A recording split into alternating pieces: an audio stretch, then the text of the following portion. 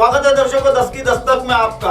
सजग रहे, सबक रहे और अपने आप को सजगता से रखे। इसी के साथ मैं आपको एक हत्या की गुत्थी का जो एक मामला सुलझाया हुआ है क्राइम ब्रांच ने, उसके बारे में आपको बता रहा हूँ। अगर आपका दोस्त आपके घर आता है और आपके पीठ पीछे भी वो घर आता है तो सजग रहे, सबक रहे।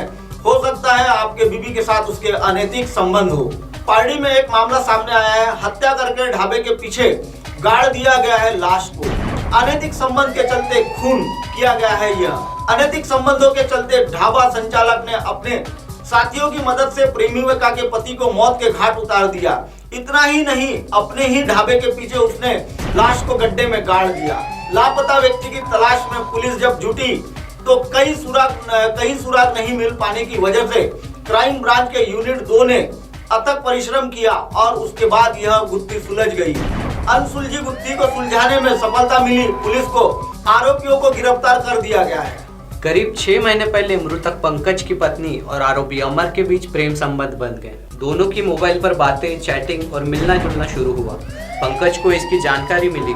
उसने अमर को समझाया लेकिन बात नहीं बनी। आखिर वह कापसी छोड़कर वर्धा में अपने गांव जाकर रहने लगा था। शव के साथ बाइक भी गड्ढे में दफना दी गई। इस दौरान आरोपियों ने पहाड़ी से 50 किलो नमक खरीदा। कापसी परिसर में एक जेसीबी चालक को गड्ढा खोदने के लिए बुलवाया गया। उसे बताया गया कि ढाबे के पीछे बाथरूम बनाना है। करीब 10 फुट गहरा खड्डा खुदवाया गया। रात को आरोपियों ने नमक डालकर पंकज का शव और उसकी बाइक गड्ढे में डाल दी। घमेले और फावड़े से मिट्टी डाल दी, लेकिन इतना बड़ा गड्ढा बुझाने में काफी समय लगता था, इसलिए दोबारा जेसीबी चालक को फोन कर बुलवाया।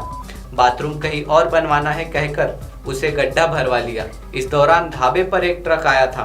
आरोपियों ने पंकज का मोबाइल फोन ट्रक में डाल दिया। दूसरे दिन तक पंकज घर नहीं लौटा तो परिजन परेशान हो गए।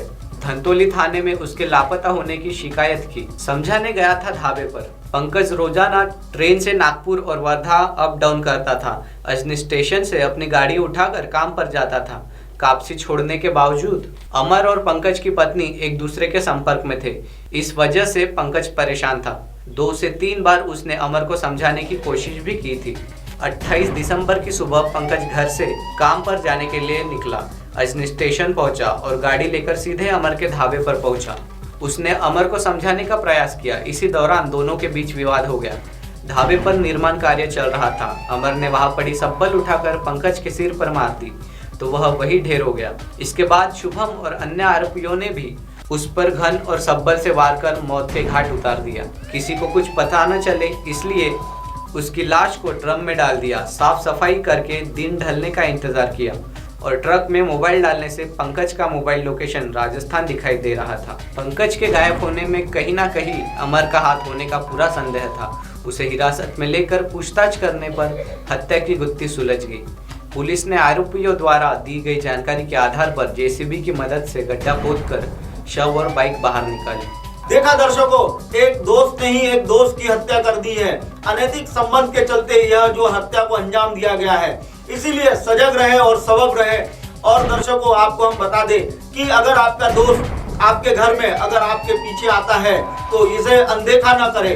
हो सकता है आपकी जान भी चली जा सकती है। इसलिए सजग रहे, सबक रहे। बने रहिए MNS न्यूज़ लाइव के साथ।